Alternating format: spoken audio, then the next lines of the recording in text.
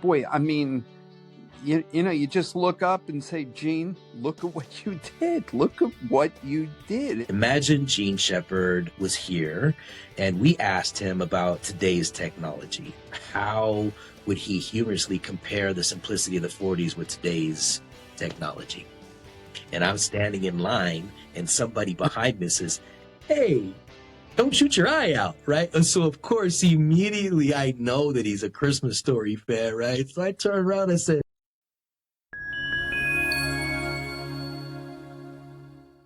welcome back, everyone, to the major award series on Talking a Christmas Story with the cast.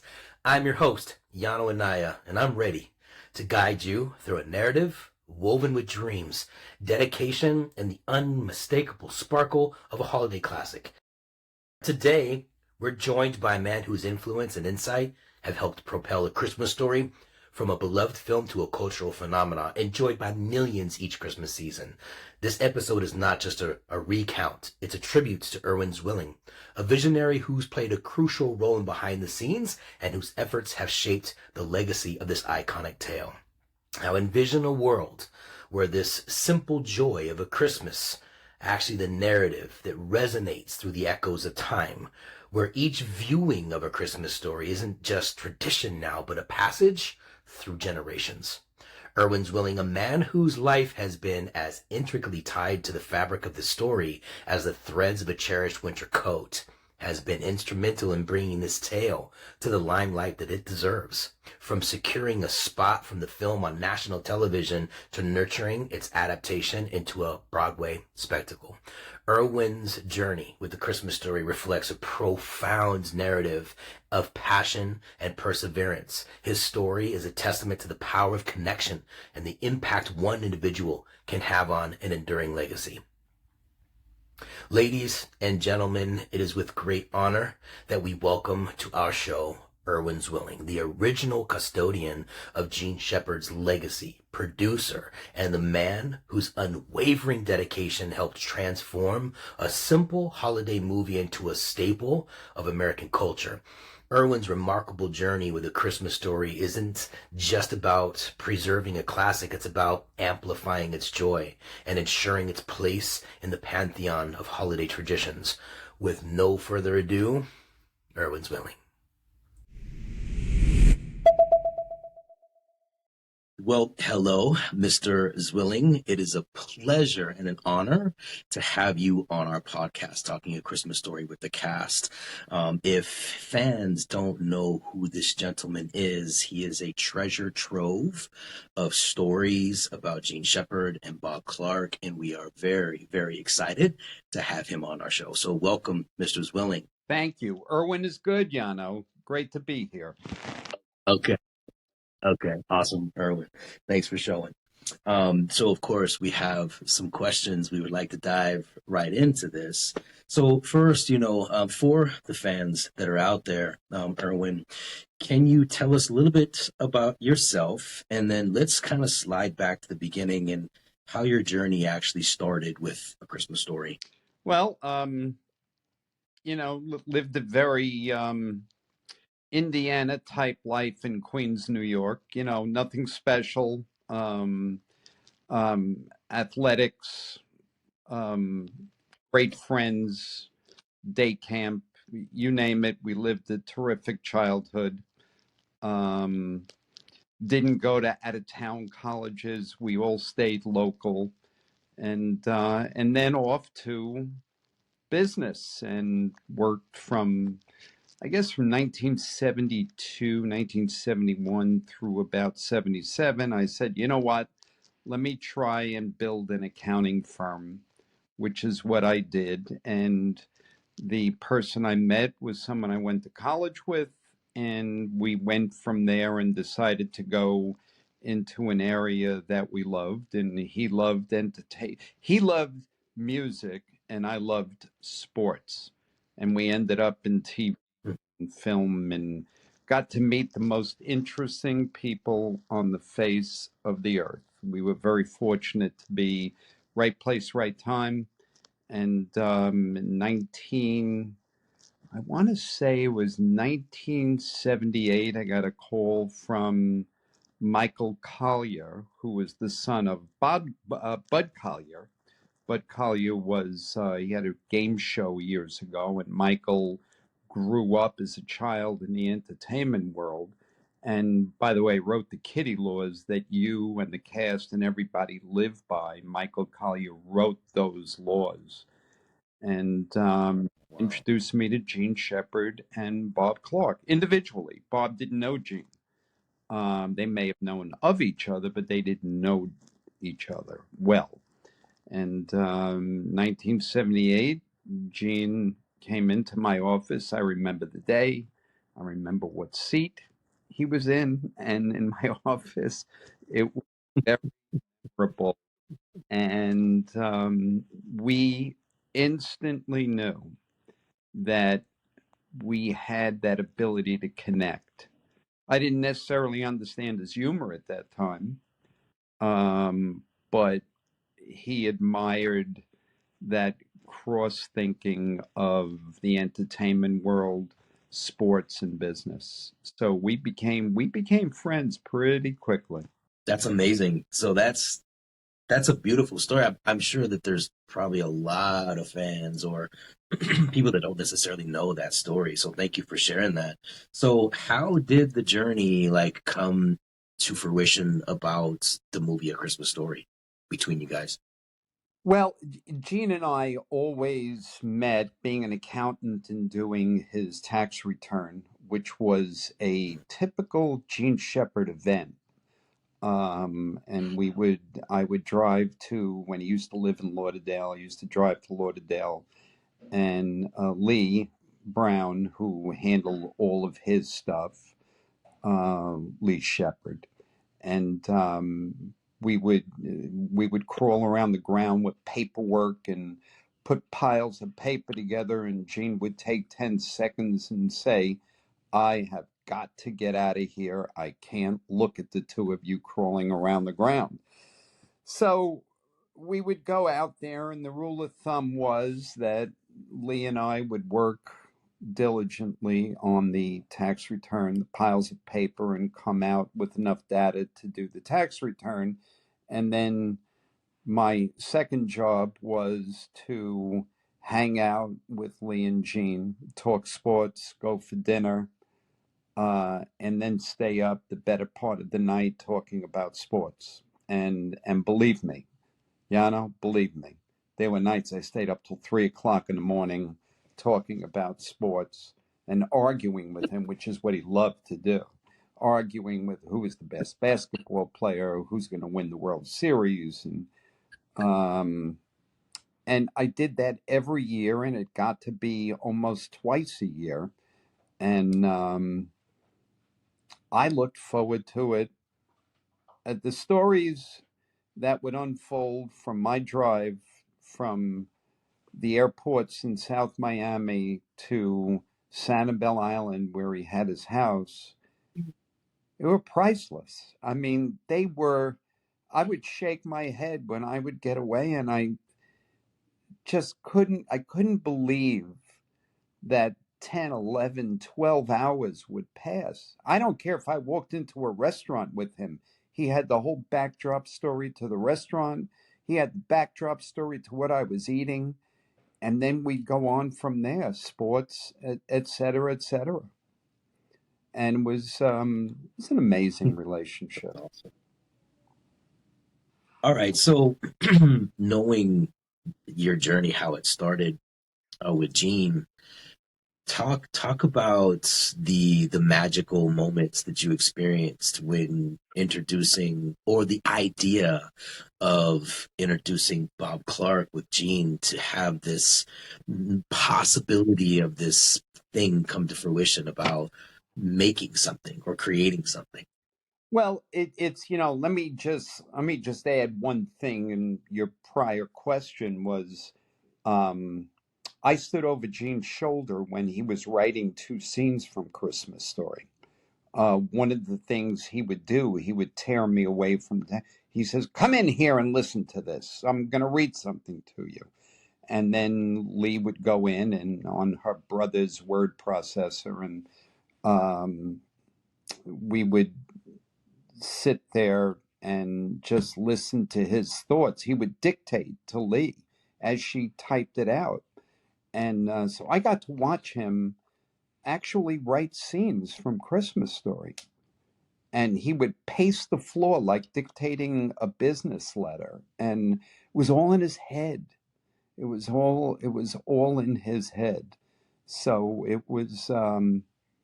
that was that was an extraordinary moment to see how he would come up with the nucleus of what he was trying to do, and the pacing, the thinking, squeezing his eyes, trying to come up with the next thought. I was there, and that was great. Is in your efforts that led to the film being featured in a Christmas movie marathon, right? So, what drove you to push for its inclusion, and how did you feel seeing its popularity soar over the years, the decades? Well, the challenge was always to um, generate the missing generations. In other words, if you go back to Gene's original career, um, I'm I'm 75 years old, so people that were in their 80s really admired Gene Shepard, and I would listen to their thoughts and listen to the way people reacted to his stuff. And I said the only way that this is going to continue is if I could help create interest in the missing generations. In other words, baby boomers and on down. And how I felt as we created the generations, whether it be through required reading in high schools in the Midwest to read his books. He had a certain method in which he wrote that was compared to Mark Twain. And um, if you read Mark Twain in school, why aren't you reading Gene Shepard? And the schools the schools attached to that thought. So the idea was to try to create the generation's interest, not to stick it down their throats, but to say, listen to the tempo and the words that this man used and see if you might want to follow him. And it was a suggestion. I didn't work hard at it, but it was a suggestion. And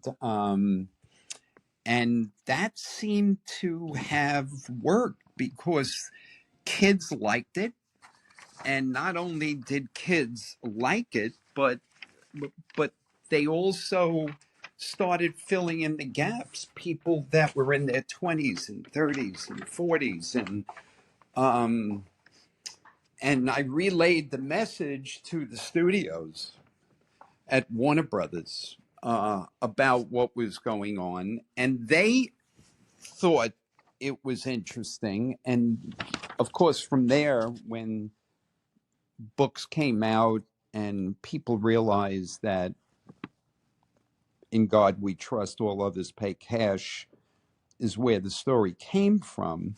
So they would pick up the book, and all of a sudden I'd see the book sales rise. And when the book sales rised, and I saw Turner take hold of everything, and the viewership would increase every year. I mean, I would, something, it was just bringing awareness. I didn't go out and try to sell, or I wanted to bring awareness to what Gene was all about, his Americana, his humor, his short stories. They were brilliant. They still are. Um, and, all these years later, the books continue to sell. I get calls all the time. So I'm very proud of Gene, and I'm very proud of the fact that he's so much of Americana, and the simplicity of childhood and how kids grew up in those days. And I'm very proud of it. I'm very proud of him. Yeah, to excuse me, to add to that, Erwin, the effort of wanting to bring awareness about Gene's brilliance in his writing and the messages and the experience and the emotions that he can convey in that way obviously has impacted now millions upon millions of lives in this country. It has gotten to the point where it is That's right. a tradition to watch what Gene Shepard and Bob Clark got to create together. And so watching the magic being on set at 10 years old was just a small glimpse of the years of the writing and the hard work and the communication and the negotiation and trying to put this production together to record A Christmas Story. That, of course, when it was recorded, we didn't actually see it hit TV for years later. And I think you may have brought that awareness to Warner Brothers about, this is something that needs to be known. And so, from your efforts, we have this conversation today, but for the millions of fans that this movie has been a part of their life and has strung that relationship between family and between love and the little experiences. Like, I talked to so many fans that practically every single scene that Gene wrote and Bob directed speaks to their childhood. And I think that the essence, that essence of that childhood, being Absolutely. able to share it with the new generations is important because kids nowadays don't have that kind of experience that we did when we were younger. And I think that story needs to be continued to be told. So your efforts in getting it put on TV, because I know it was just your awareness, and there was a lot of other decision-making processes that had to come to fruition to allow the general public to be able to see this movie every single year. So thank you, Erwin, for doing that. Yeah, it's I'm the carrier of the torch, so I take that very seriously. But I think that there were a number of executives at Warner Brothers who I stayed in touch with. Um, they thought the same way, and Christmas Story originally was in the MGM studios. And it went from MGM and it went on from there and it ended up in Warner Brothers. So um, it wasn't their child originally, but there were enough people in Warner Brothers that said, "You're right. I love it." That's what they would say to me. "I love it. Why aren't we paying more?" They would ask themselves the question, "Why aren't we paying more attention to that?" And it just it was magical when you would bring it up and their eyes would roll and they would say, "You know, you're right. Let's see what we can do." And I think it was the 25th anniversary of Christmas Story. Um, we had long discussions at Warner Brothers, and it took fire in 25 years, 19 what? 2008. It really took off at that point. They decided to take it very seriously, realized that there were so many people looking at it. The viewership kept rising, rising, rising. And that's how I guess it came out. That's how I guess they negotiated the license to go for 24 hours. There are a lot of people that believe that the Yule log that we used to have on TV, that people would turn on all night and the log would burn, and that's the way they spent their Christmas nights. Now, Yeah. now people turn on Christmas Story, and it stays on all night, and all they care about is if they can hear a word, or hear the old man growl, or the dogs bark. It doesn't matter. They keep the TVs on And all a night. lot of them keep it on during the year. And Not even yeah, well, Yeah, but I mean, the big thing is, and I always laugh when I get young people um, coming, like children of my friends would recite scenes, and I just, I shake my head. I said, "Really, really?" And that's when you get a sense of how important that there are people in their 20s and 30s reciting scenes to me, and that drives me. That makes me so proud, Yano. And Erwin, it's for me it's also very emotionally charged because I had a role in a movie that has become a American tradition.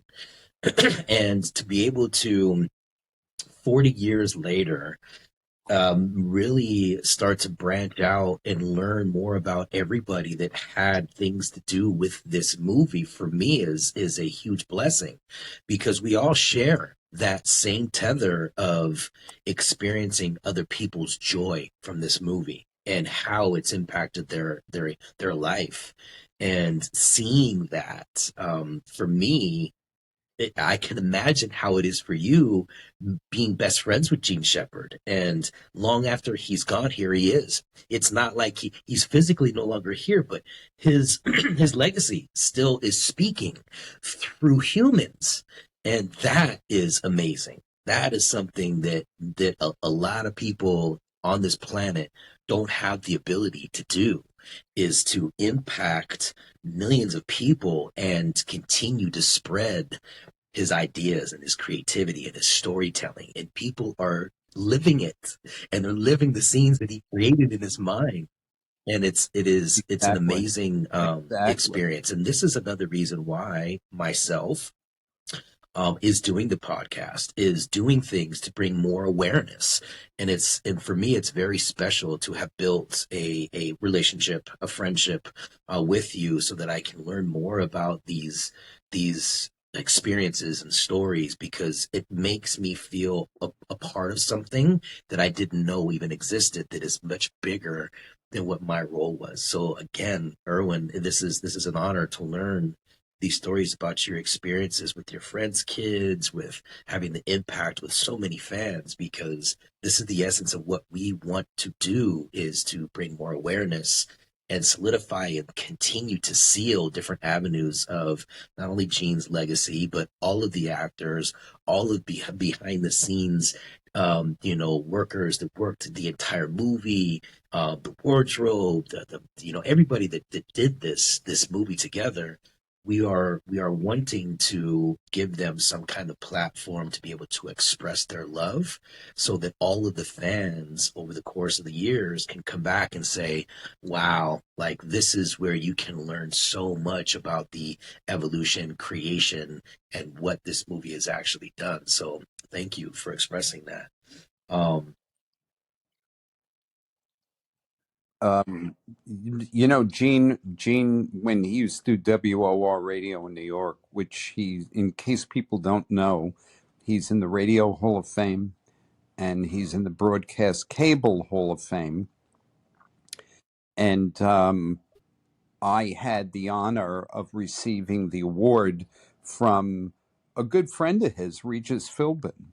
And Regis loved Gene Shepard. But one of the comments that Gene had, which kind of ties in everything you're saying, is that he used to end some of his radio shows were, don't forget, folks, in 100 years, nobody will know who you were. And so my approach was, let me see what I can do about that. So by creating the generations, I'm going to believe people will know in 100 years who Gene Shepard was.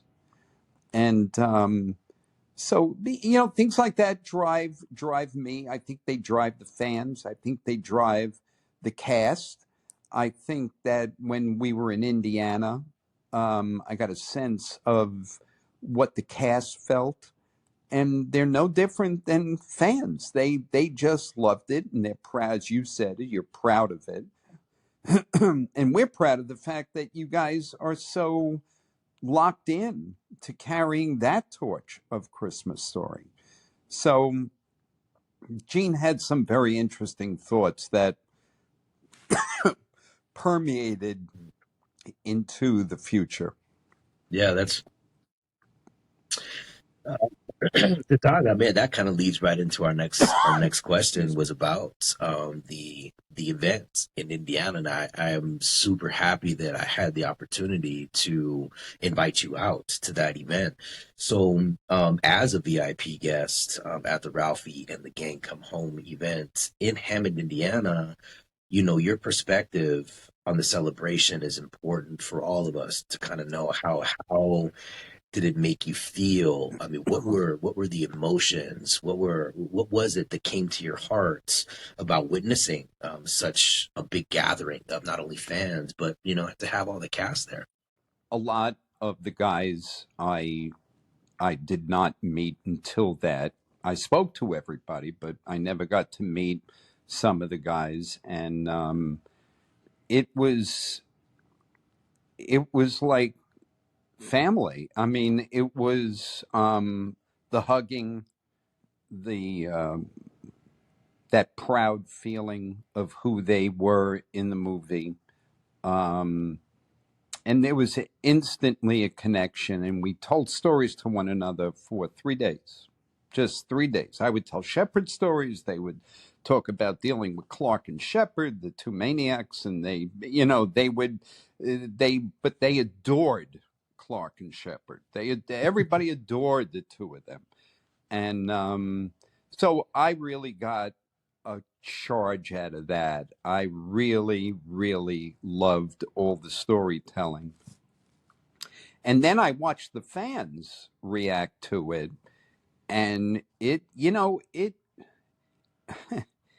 brings a tear to your eye when you see how much people needed to be a part of this. There were people, I don't even know if you know this, there were people that drove from Orlando to the event. Orlando. So there were, and when they got there, they stood in the rain outside to get in, and they stayed there for hours and then came back the next day just to get in and just be a part of it. So when you think you understood everything, the brand would take you to another level and show how important that movie is and how they grew up and how the kids, the 8-year-olds, the 10-year-olds, they're so locked into Christmas Story, which, boy, I mean, you just look up and say, Gene, look at what you did. Look at what you did. It's amazing. And I was taken back. I didn't expect all of that. But you also realize the importance of it all when you see that and what it means to families. And people would come up and tell me their stories, and it was, and I mean, there was one couple that actually came to me and said, "Will you sign the book?" I said, "Well, I'd be happy to sign it, but I was only Gene's friend. I wasn't in the movie." He says, "Erwin, you don't get it. In this room, you are the closest thing to Gene Shepard. We want your autograph. Sign it, friend of Gene Shepard." And I did that to a number of books. All they wanted to do was have something that they can connect to Gene. Yes, And that was yes, amazing. absolutely. Well, I gotta, I gotta truly be honest with you that we are on your team, man. Like really trying to solidify and continue and bring more awareness and do things to keep the awareness alive is something that we are doing. And so it's a pleasure, it's an honor to know that this is one of your torches that you get to carry, because I do feel the same kind of responsibility. So it's fantastic to be able to collaborate and talk and experience like what you experienced with somebody wanting your autograph. You would have never ever thought that that would have ever happened, right? But because, yeah, No, of course not. I you, mean, I'm yeah, but nothing. I mean, I'm just a that it's, friend. but yeah, But I mean, that yes, I mean, connection, yeah, the that connection's connection, the amazing. relationship, the emotions, the experiences, the memories. That's what's important. It's not the physical, tangible things, which is good, but it's those emotions, it's those memories. It's the ability to say, yeah, I'm still alive, and I am Gene Shepard's best friend, and I helped do all of this, and I'm here as a torch bearer because, man, that um, you know, you are a very important piece to all of this, and we recognize that, and other people recognize that too. Yeah, Well, I appreciate it. And my youngest son, Jared, and my kids who are yeah. the carrier of my torch, they know how important this is. So the idea is when you're part of a legacy and you want to build a franchise for the people, um, then it's really up to me to show my generation or my kids the door to open. When something happens to me, they know they're not going to miss a beat. They're going to continue doing exactly what I did. There was something that we did as the cast for the VIP guests that were at the event. And this something special was the VIP legacy boxes that we developed for the board members, for you, for Peter, and these legacy boxes were designed out of, the iconic leg lamp and the crate, and but of course every single step of developing those boxes and the ideas, taking into consideration who they were for, what could we actually do from the cast and from a Christmas Story family to create something that was special for them in that moment, in that event. So yeah, these legacy boxes were just printed for you guys. So there's no other box ever going to be created. So they are very limited to what they were created for.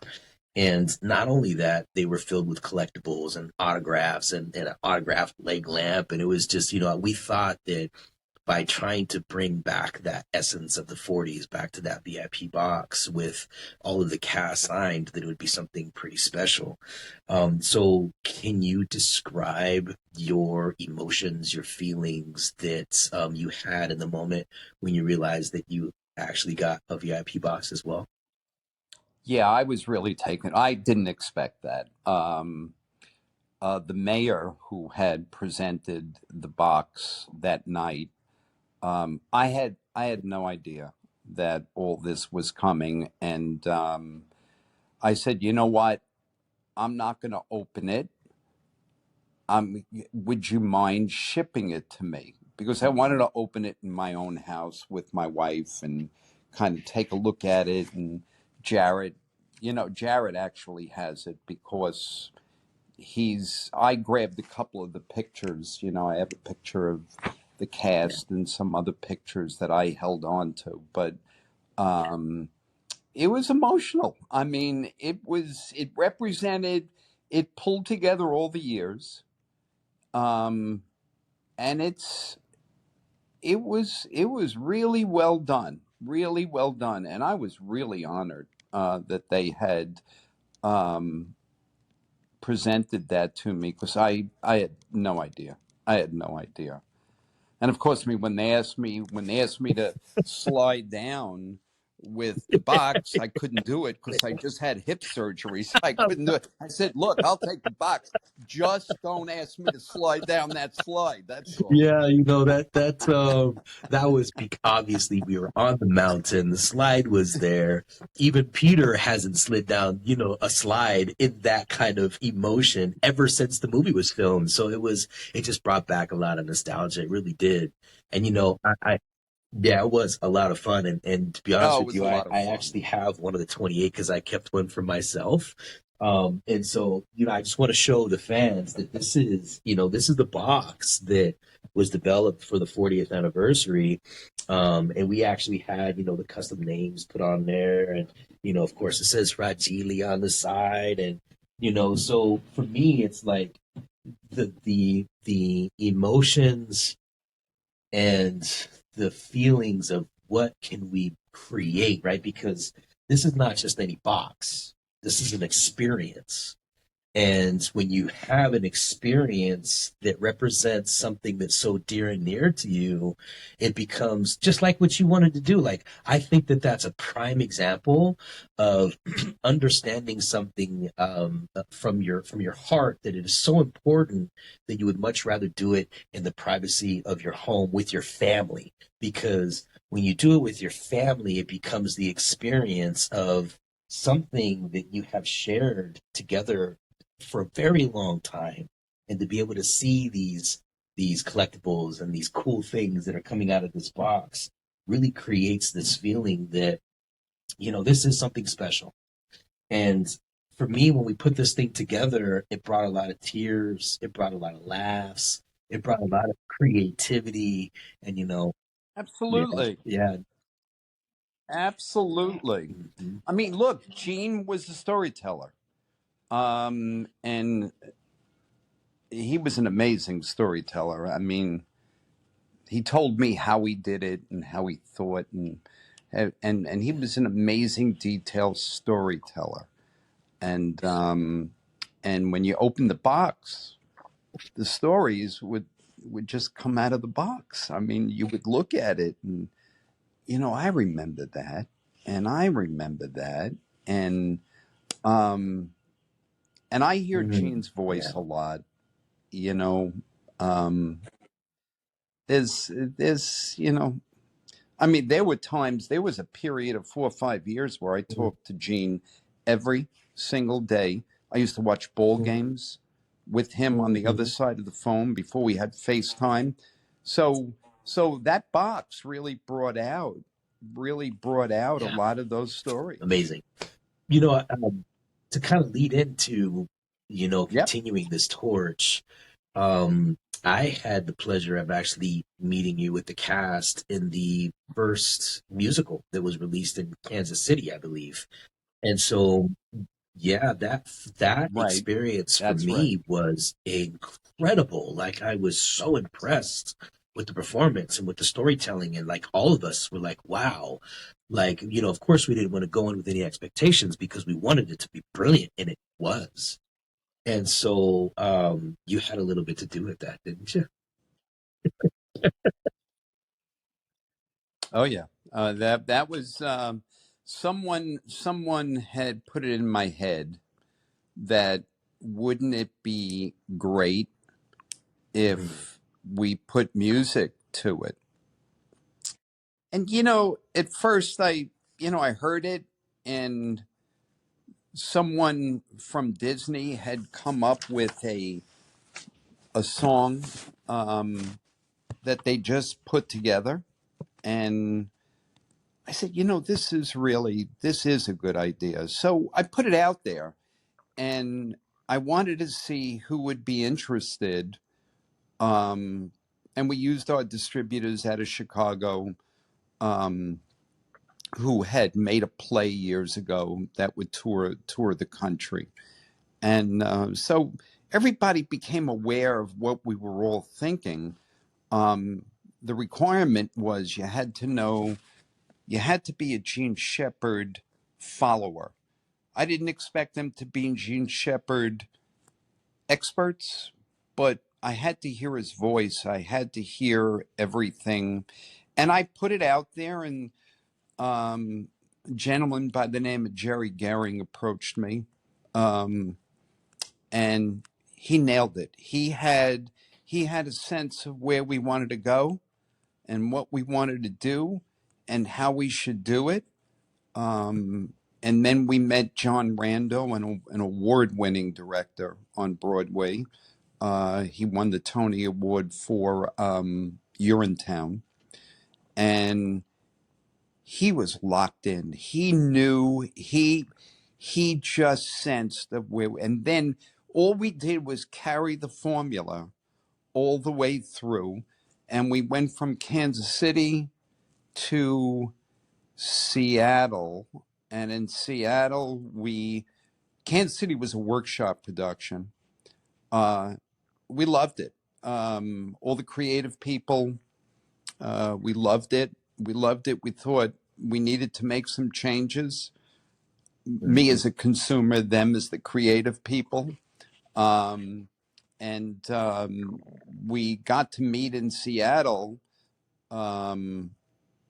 Justin Paul and Benj Pasek, who wrote the music. And of course, they went on to be among the greatest writers, music writers that we have in film, La La Land and Dear Evan Hansen and Dogfight and Christmas Story. And we put it out there as to how we could maybe get these guys involved. And they sent us a song.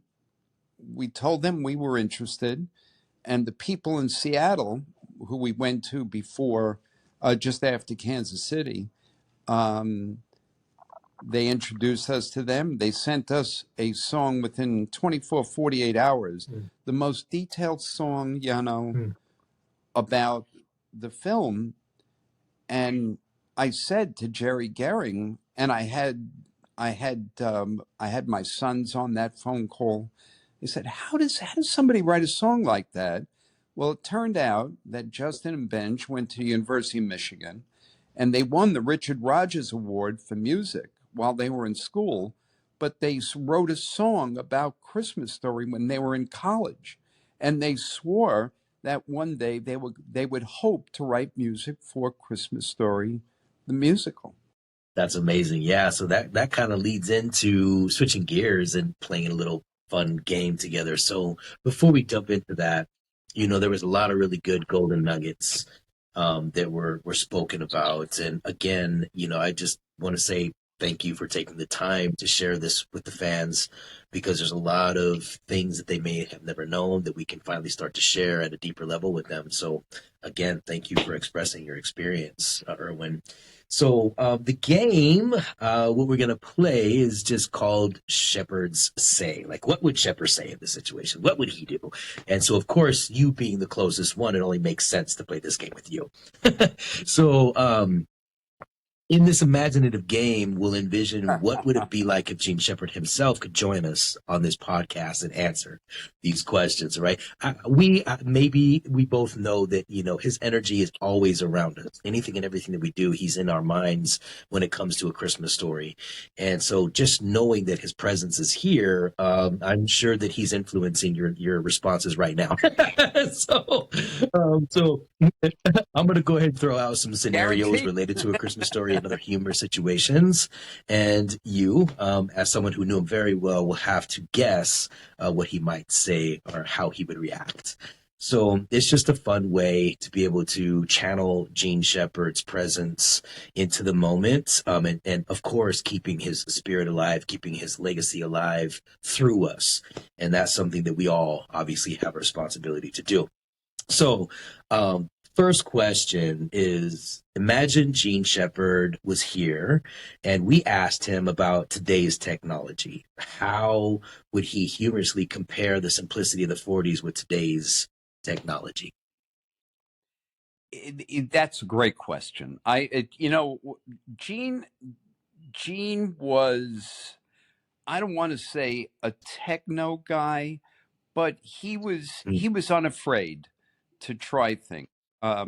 He was one of the world's great, and you don't know this, I'm sure, but he was one of the great CB radio operators when CB radio was there, I used to go in and I would be hearing him talking and kind of disguising his voice. He'd be talking to Russian people. He would connect to Russia. I said, what on earth are you doing? And he says, I'm telling stories in Russia. So I think that knowing that, I think he would try to reduce the technology in today's world to not to maximize the use of the technology, but wrap his head around something that he would look at as being simple and utilize his skill set to appeal to the people in social media that might embrace what he's saying, but he wouldn't utilize it to the maximum. He wouldn't call it stupid. He may think it, but he wouldn't call it stupid. But he would utilize what he thought he can wrap his head around and do it right. Awesome. All right. So suppose that we pitched Gene on a sequel idea where Ralphie and the family go to outer space for Christmas. What witty remarks might Gene make Right. about Ralphie trying to fire his Red Ryder BB gun in zero gravity? Yeah, well, Gene would have that's an easy one. Gene would have said, "You're all out of your minds. Find someone who drank a lot and wants to do this. Goodbye." That's awesome. All right. That was there was no, and Gene never held back. He would, if that's what Yano, if that's what he felt, what was on his lung was on his tongue. I will tell you, he never thought like that. Although we did love Flash Gordon, that I admit, right. that was a big deal. Right. All right. So let's just take in consideration that Gene Shepard is presence today. And out of all of the decades of seeing his creation come to fruition and making a huge impact like it does today, and if he were to post on social media, what do you think he would say A Christmas Story means to him? Well, let's take it back when he finished the script, unedited, gave it to me. What do you think? I said, I think it's really good. He said, it's a classic. I said, well, how would you know that this is a classic? He says, I'm telling you, it is a classic. So I think it would be, he wasn't a, how can I put it? He wasn't a glorious type thinker. He was humble. He looked at himself as a professional. And when he did something great, and he did a lot of great things, he would look at it's because I'm a professional. So I think he would be very proud of it. But it would continue to endorse his thinking and drive him to the next project. Before Gene passed away, in his head, because I never could find anything to write, he was writing something while he was very sick, and he was writing something because his mind was spinning as to his ideas. So when he saw the reaction from people, he just, you see, I told you, I knew it. I knew it. And so I think it would be very rewarding for him. But he wasn't a boastful guy. He was just a guy's guy. He was just easy to talk to. You had to love dogs. If you didn't love dogs, he didn't want to know you. But it was he was just very, very, very proud of everything he did. If you didn't read it, read it. I wrote it, and you'll like it. That kind of thing.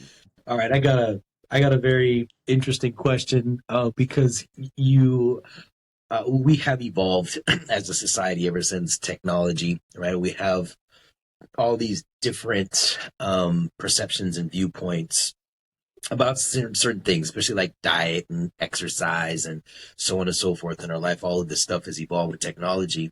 So I kind of want to throw out this idea that, let's just say back when we were filming the movie with the traditional Christmas turkey. But turns out that Darren McGavin and Melinda Dillon were actually vegans.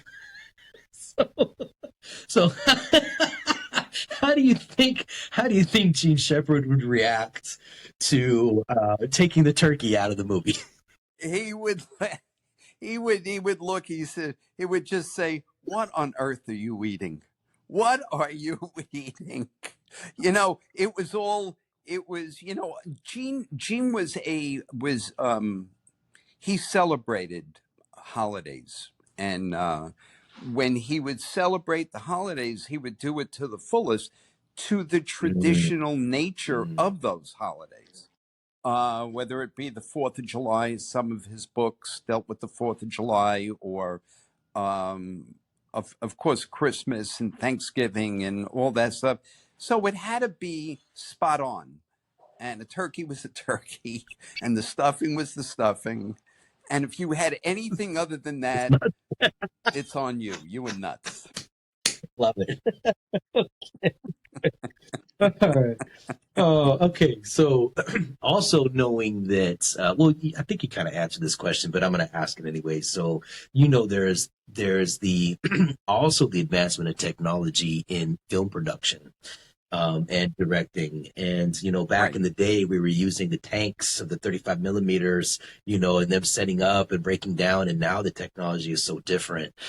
What do you think Gene would say about like the virtual reality, like maybe creating a Christmas Story family that's a virtual reality game? What do you think he would say about that? You know, I really don't know, but I think what he would probably do is try to utilize the virtual reality in a different direction, leaving Christmas Story, or in his mind, Christmas Story being a perfect um, creation. I think he would try to use virtual reality to try to get the world to think straight and listen to his ways of looking at things. That simple, traditional, not complicated, no pretense, and try to use that virtual reality, try to get in the middle of something in order to create something that would change somebody's thinking. But I don't think he would touch Good Christmas answer. Story. I love it. Yeah, I I have to agree with you that the movie is perfect the way it is, and creating something different around that should support that original. And then I think with Christmas Story Christmas, it was a perfect segue because the cast was all in it. It was literally a perfect segue. Um, Anything else outside of that was not, in my opinion. So again, Erwin, thank you so much for participating. It was a wonder and a pleasure to have you. And A lot of fun.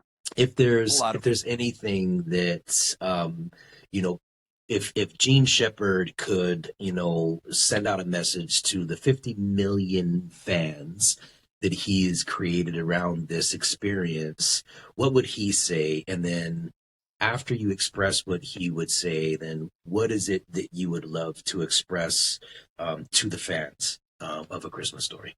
Well, it's well, the thing I would convey to the fans is, I have your back. I will always have your back, and whatever I do is with all of the fans in my head. I will not. That's super, super important. That's what I would say. Um, what Gene would say is, "Hey, stay brave," because he Mm, used that word constantly. Stay brave. Get through this. Think positive. He was a very positive thinker. So he would he would get straight to the point. Stay brave. Get through it. Speak soon. That kind of thing. So I think he would be, eyes straight ahead, chase it, keep dreaming, that kind of thing. I think that's what he was a great thinker, a great dreamer. And I think that's what he would have told people. Stay brave, keep dreaming, keep going. Love it. I'm definitely in alignment. That energy is something that is pouring through me about this movie. The energy that you have about having the fans back, 100%. And this is an experience, a feeling that has gained within me ever since my first event. When I went to my first event back in 2006 is when I really understood how important this movie is for people. It blew my mind. I didn't know at that point in time. And then Yeah, really hard to embrace it just in thought until it's you see amazing. it. It's And so amazing. that the ability to be able to reach and touch and create a nostalgia of love, and emotion and sharing that is something that I think is magical. So thank you, Gene. We appreciate you, and thank you, Bob Clark, for bringing this to reality, and thank you, Erwin, for bringing the My awareness and continuing the talk, and that experience that the integrated people of Warner Brothers that made that decision to put this on TV. When we talk about the movie and they kind of light up about it, that it experience that emotion, that good positive feeling that comes talking about this, it happens for practically every human being I talk about A Christmas Story that means something to them. I've had a lot of experiences where people, don't realize. So I'll give you an example. 2 years ago, I was going to Walmart to grab a Red Ryder BB gun because a fan wanted me to sign it from, right? And I'm standing in line and somebody behind me says, "Hey, don't shoot your eye out," right? And so, of course, immediately I know that he's a Christmas Story fan, right? So I turned around and said, "Are you a Christmas Story fan?" He said, "Oh, yeah, my whole family, my whole life, yada, yada, yada." And I said, "Well, I'd like to do something special for you." And he was like, "Oh, what?" I was like, "Well, I'm Grover Dill from the movie." And he freaked out because the nostalgia, right? So I just took that BB gun and I signed it for him and I gave it to him for Christmas and I went and bought another one.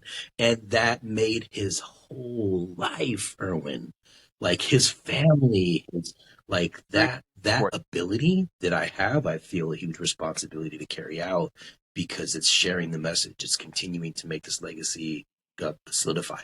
So No, I know that. I mean, I know you're running out of time here, but indicative of what you just said to me, I was once traveling, I think internationally, and I was on one of the airlines, and one of the big airlines, the American Airlines.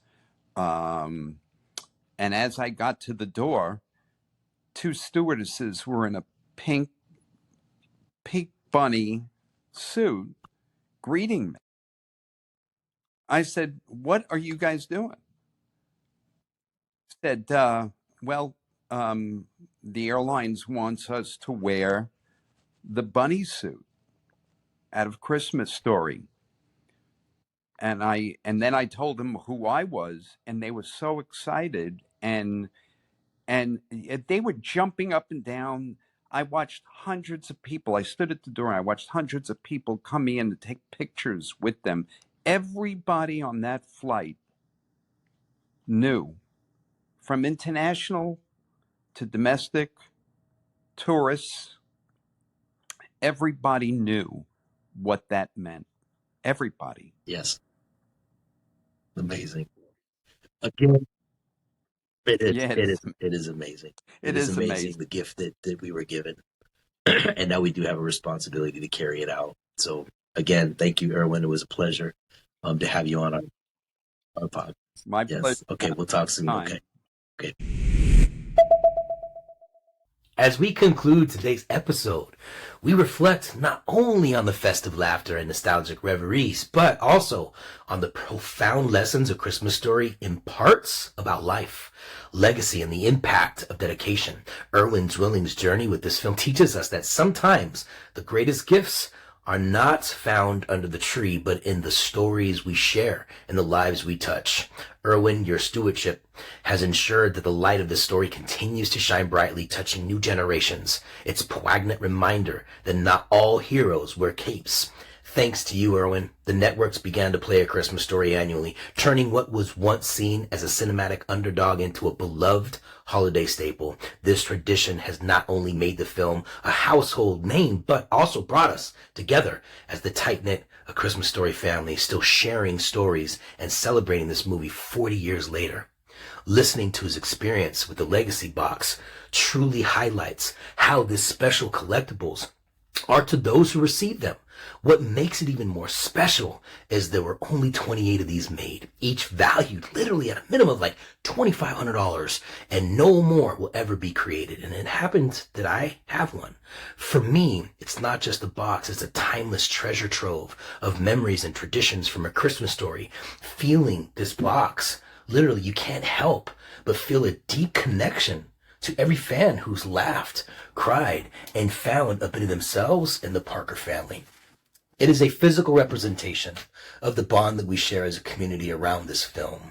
And to all of our listeners, thank you for joining us in this heartwarming exploration. Remember to cherish these tales, for each one of these tales carries a spark of magic that can illuminate the darkest winter nights. Go ahead and subscribe. Stay connected and carry forward the spirits of the holidays into every day. Good night, everyone, and may your lives be as rich and as full as the story we cherish so dearly. Oh